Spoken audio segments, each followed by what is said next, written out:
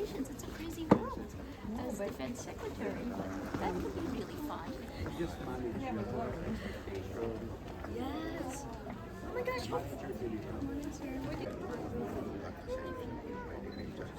Anna.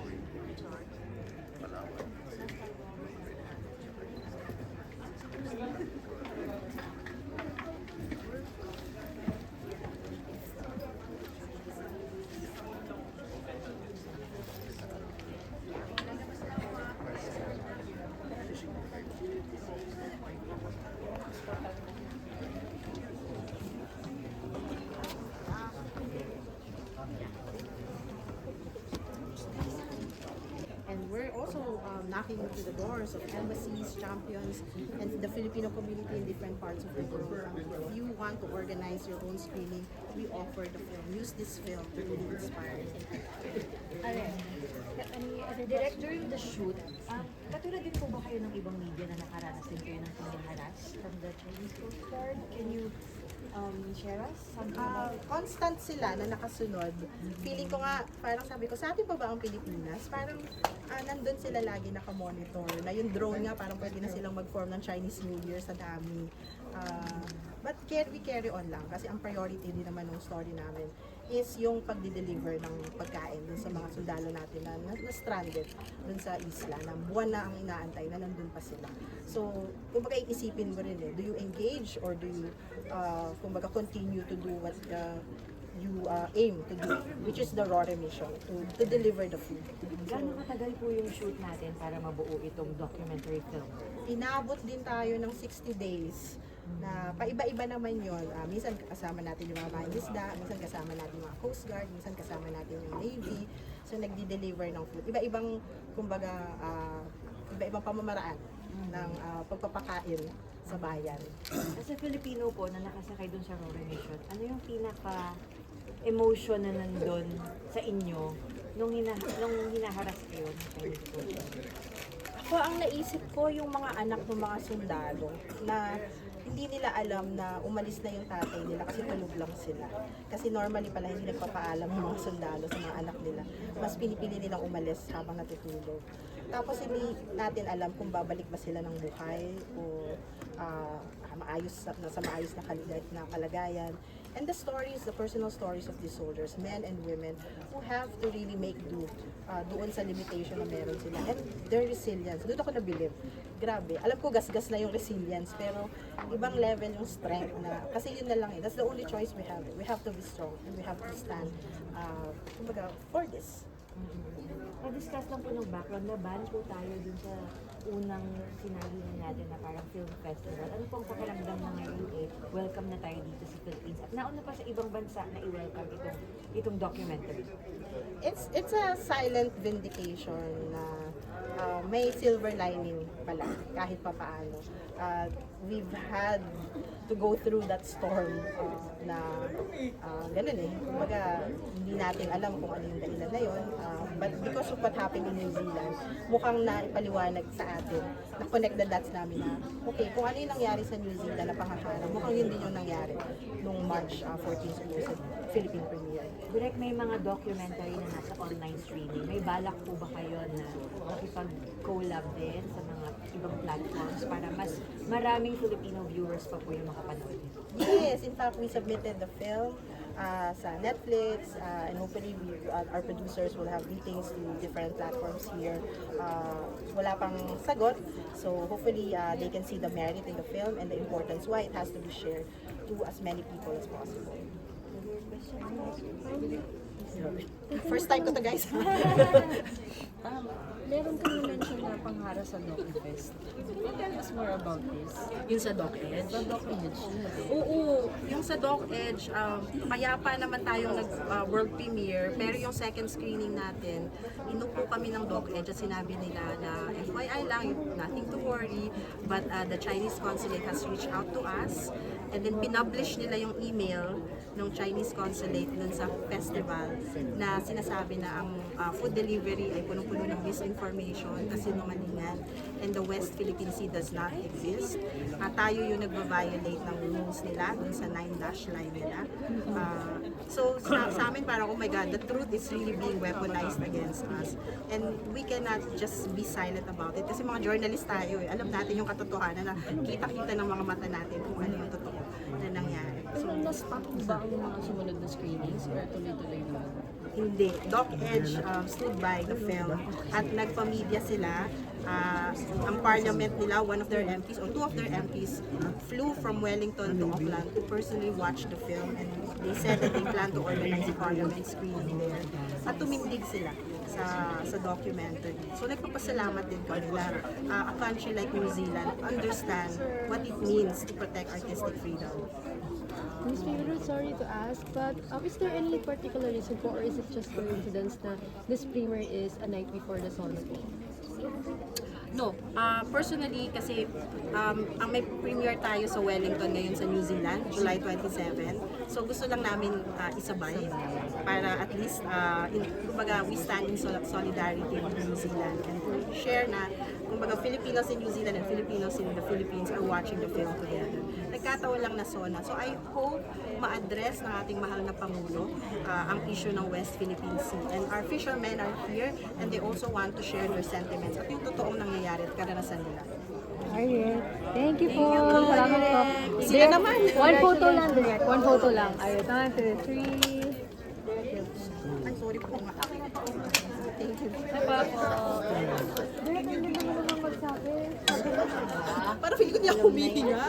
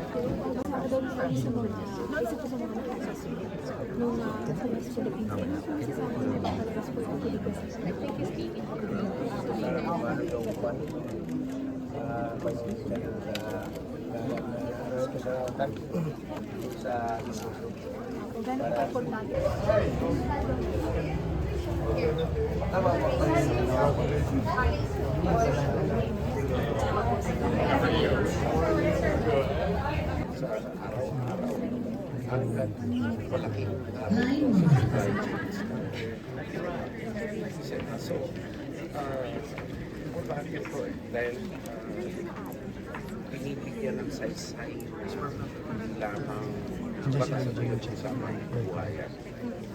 Second, freedom of speech and expression ng patriotismo ng Pilipino. Ngayon, kung isang panig lang ang maririnig nila, paano sila makakapili ng matino? Fourthly, talagang ito, nakita na natin na hinaharang ng China ito sa lahat ng paraan. So, may tinatago sila. Tingnan natin, maghusga ang taong bayan natin. Fifth, ako ay nakikiusap sa lahat ng may kakayahan na maglabas nito. Theater owners, kasi sabi sa akin ng producer, ito ay tailor-made for theaters. kung ilalabas sa public areas, which they're willing to do, mawawala yung mga epekto eh. So, nakikiusap tayo, very humbly nakikiusap, na pagbigyan natin ang ating mga kababayan na makita ang epekto sa kanila ng gawain ng China sa West Philippines. So, thank you. Nagpapasalamat ako sa producers at dito sa mga theater owners. I got good news, hindi ko na lang sasabihin, from other theater owners na magpapalabas, mag-screen sila. Alright. Maraming salamat po, sir. Thank you. Sir, one photo na po sa sir.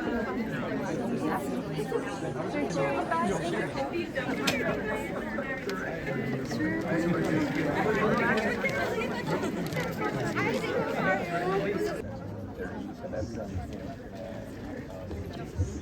Yeah, it's nice to support. It's nice to be able to support this. alright, one photo together na lang. Okay, sorry. Okay, thank you.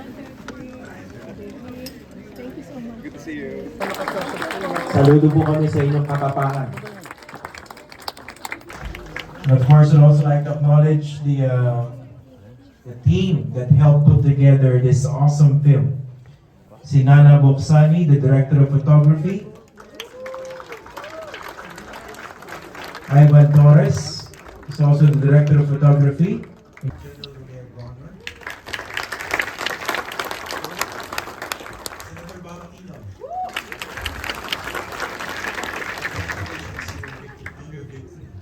Thank you very much for coming. And also, I'd like to acknowledge members of the Diplomatic Corps. We have Ambassador Mary Kay Carlson.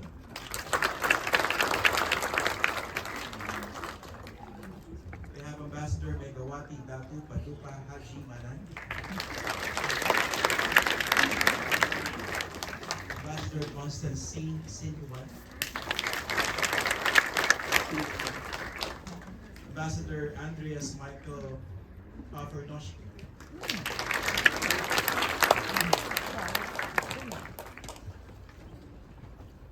Okay, so I hope I didn't miss. Hear me? Okay, he said I should speak louder. Yeah. Hello. Yeah, my name is Baby Ruth Villarama. I'm a documentary filmmaker. And I just want to say thank you for being here tonight. Your presence means so much, more than you know. Like that. Okay. And I don't want to say that lightly. After all the storms that this film has experienced, and we're here bringing delivering food delivery to you tonight for the first time here in the Philippines. And in the midst of political maneuverings, relentless storms, and the quiet struggles we all carry, we offer this small independent film as a tribute to ordinary people doing extraordinary things to uplift and defend others. Food delivery fresh from the West Philippine Sea was not born from politics or policy. It was born from a question, who brings the food to our tables? Behind every slice of fish, every dried danggit, every serving of seafood on our plates is a story. A man at sea, a woman, waiting on shore for her husband to return home alive. A child dreaming of a future that's slowly drifting out of reach, because silence is often more convenient. This film was built with very little, except an ocean of faith. Communities opened their boats and barracks to us, and friends encouraged us. Let's tell the truth anyway. So it took a village and more to deliver food delivery tonight. To Attorney Howard Calleja of One Sambayan, thank you for helping us secure the rights to tell this story freely. To Mr. Dindo Manhid of Strat Base, for inviting friends from various embassies and National Security Office. This film is for you. And did our friends from China arrive? How if you're here somewhere? May food delivery serve as a bridge in our complex, high-stakes diplomatic missions. To Sir Jim Baltasar of CMB, Mike Idioma of NARA South Coast, Chuck Gutierrez, and Emerson thank you for pushing this film to reach true Dolby Vision and Dolby Atmos. A first for a Filipino documentary, and I hope not the last. To Mr. Andre Del Rosario of Series for fact-checking and bringing the members of the West Philippine Sea into the room. To my cinematographers, Nana Buksani, Glenn De Guzman, and Ivan Torres, thank you for helping us see the soul of the sea through your lens. And to our associate producer, Terry Malvar, and production manager, Crystal Hayes. We faced more than rough waters making this film, and there were efforts to cancel it, to erase it. Even tonight, we remain under the radar of forces bigger than us. But as one wise fisherman told us when the sea turns rough, walang bagyong hindi natatapos. All storm ends. So no matter how vast or contested our waters become, I trust that with you on board, truth will always find its way to shore. And to the community still waiting to be seen, this film is for you.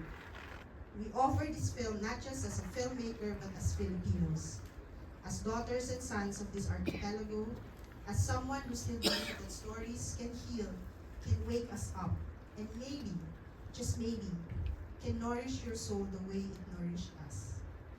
To Rockwell Power Plant, thank you for receiving food delivery, and may this partnership spark more stories that matter, and hopefully give us some discounts. To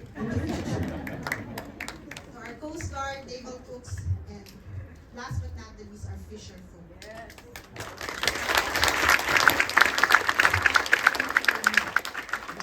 Maraming salamat for showing us how to be brave and how to be truly a Filipino.